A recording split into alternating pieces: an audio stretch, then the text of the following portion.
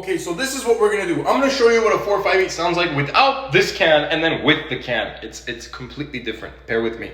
Okay, no can right now, just my voice, and then I'm gonna bring the can up to my mouth and show you what it sounds like.